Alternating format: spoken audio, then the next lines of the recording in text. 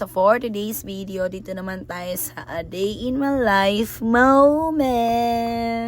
So ayun na nga guys, sa mga oras ay nadali-dali na ako sa pag-intindi ng aking sarili. Kasi anong oras na niya, mga panahon na yan, 6:30 na, 7 o'clock ang aking time in. So ayan, naglalakad na ako papunta sa taas para pumunta sa motor. Yan yung aking kapatid. At yan yung palaging araw-araw ko nakikita ang napaka-green na paligid.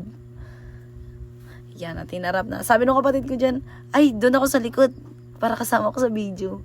Yan ang aking magandang kapatid na si Karen si Totot. Sabay-sabay kami guys, 3 kami sa motor. Kasi si Karen, bababa lang pagdating namin dun sa kabilang barangay. Sabi ko sa kapatid ko, bidyoan mo ako papunta. Tapos yung likod ng pag-drive ko na para bang aesthetic. At yan, di ko alam na nag-video si Tina. So mga panahon na yan, sa mga oras na yan, naglalakad na ako papunta ng school kasi pinarada ko yung aking motor sa likod lamang ng school. Yung pink na yan na yung school namin guys. At aakyat tayo ng hagdan dyan. Tsaran! Yan. Akyat-akyat ng hagdan na para bang tayo yung tayo yung bida sa pelikula guys. So ayan na guys, dumating na tayo sa classroom at makikita natin, ilan-ilan pa lang kami kasi maaga pa naman ang mga oras na yan. At yung ilan na sa labas kasi hindi kami kasya sa classroom. Yan, si Rhea Nika. Nagkaroon kami ng me time 4. Me time pero kami 4. Yan, simpleng kwentuhan, plastikan, Then nagkayan kami pumunta ng Watson.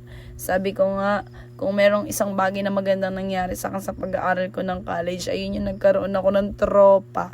Tropa na hindi manginginom, tropa na walang bisyo, kundi tropa na bumibili ng kahit ano pero mura lang. So ayun na nga, pagkatapos namin pumunta ng Watson guys, pumunta kami kila ate para bumili ng aming pang lunch. And then nung hapon na, pumunta kami sa Bilian na bakery para naman magmerienda bago kami umuwi. Kasi akala ko papasok pa ako ng night high school. So shoutout kay ate, napakabait.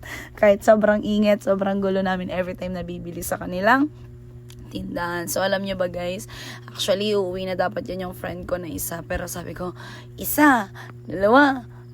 Umabot pa talaga kami sa bilangan para lang hindi siya makauwi agad. And nakita nyo dyan, ninambas ko si Lovely kasi sabi ko, oy, wait lang ako, hindi pa ako tapos bumili. Bida-bida ka, wait lang, saglit.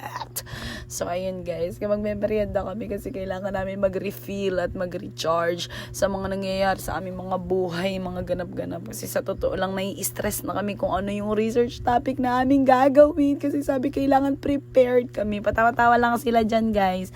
Patawa-tawa lang kami dyan. Wala lang yung volume. Yan o, yan, sobrang lalaki na nga. Lalaki ng tawa na para bang walang katapusan. So, ayun, pagkatapos kami bumili, naglalakad kami dyan. So, guys, pasensya nyo na. Ibaliktad nyo na lang yung cellphone nyo para makita nyo kung ano yung pinaggagawa namin sa buhay. Papunta na kami sa boarding house ni Lovely. So, ayun na nga, nandiyan na kami, nagkapi na kami. At yung mga nasa ilong namin dyan na kulay itim, yan guys, ay pang no strip mga guys. Alam mo ba, 195 pesos yan sa Watson na para bang ma-freeze ka pag nalaman mo na ganun kamahal yung presyo ng panlagay lang sa ilong tapos hindi naman siya tumalab. Oh my God talaga guys. Sayang.